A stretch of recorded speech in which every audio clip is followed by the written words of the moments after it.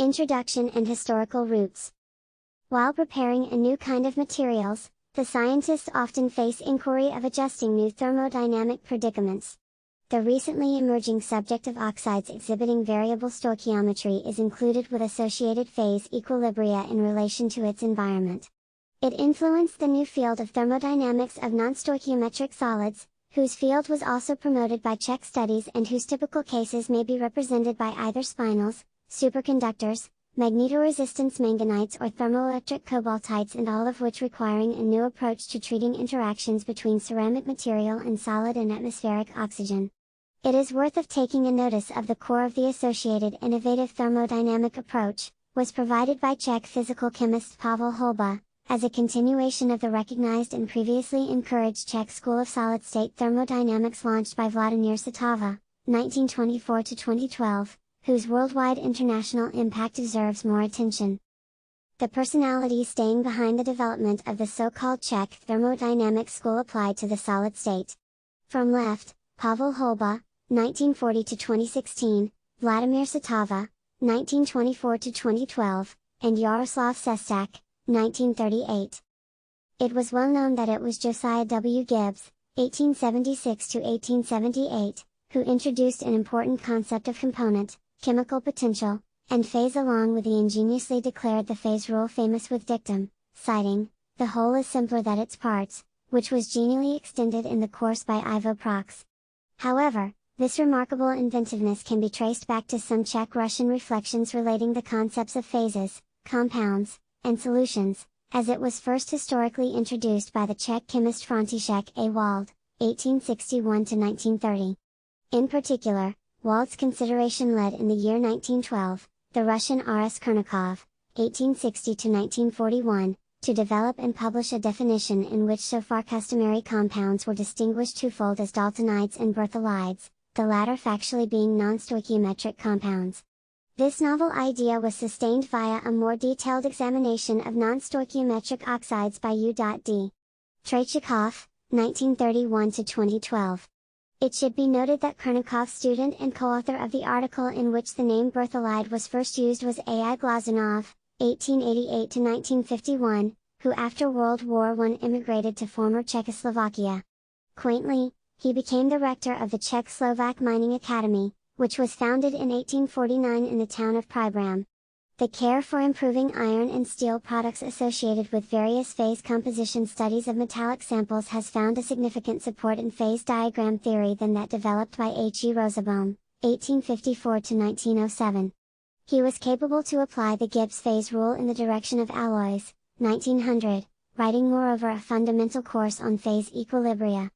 The remarkable Lewis important concept of activity, 1907, brought a more practical form of chemical strength toward a component as well as a practical depiction of so-called negative common logarithm of H plus activity suggested, however, by Sørensen 2 years later, 1909, as the today's known pH quantity. In 1923, the subsequent advancement of improved thermodynamic description was accomplished by Lewis in his new course. Captivatingly, Kretinsky in 1936 assumed the differentiation of two classes of components useful in geochemical systems.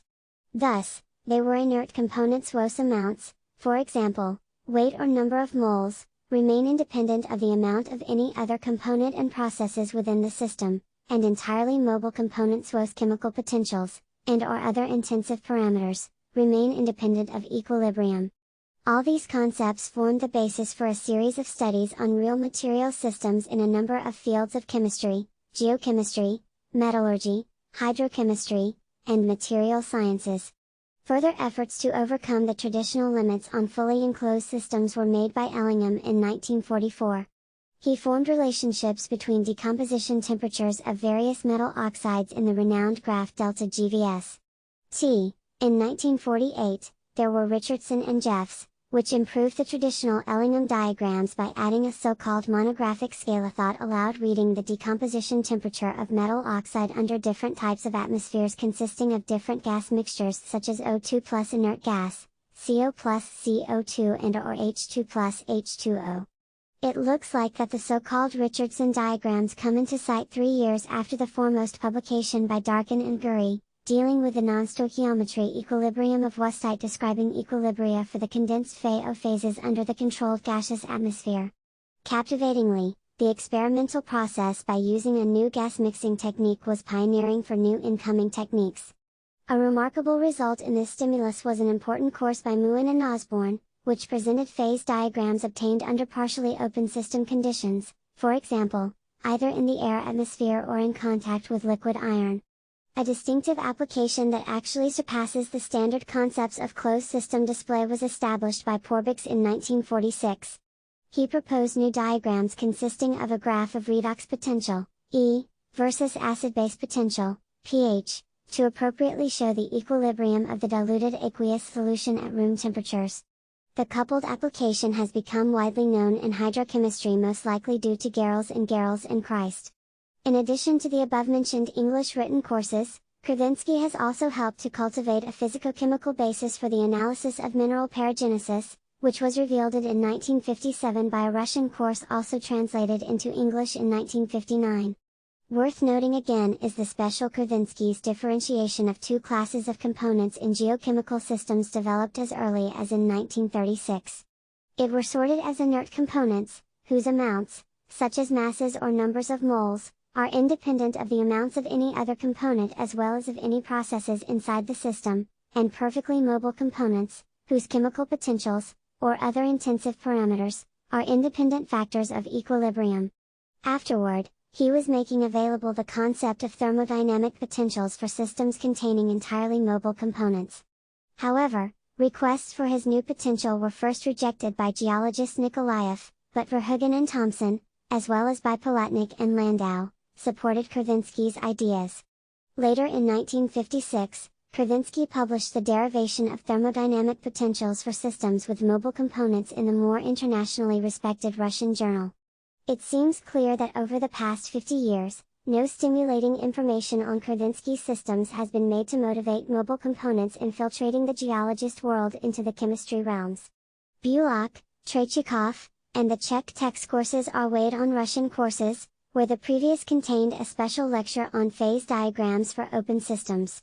In the 1970s, the study of the equilibrium of oxides with the atmosphere also stimulated industry's interest in the production of new ceramic materials, for example ferrites, requiring properties consistent with the process of preparing new high-temperature superconductors.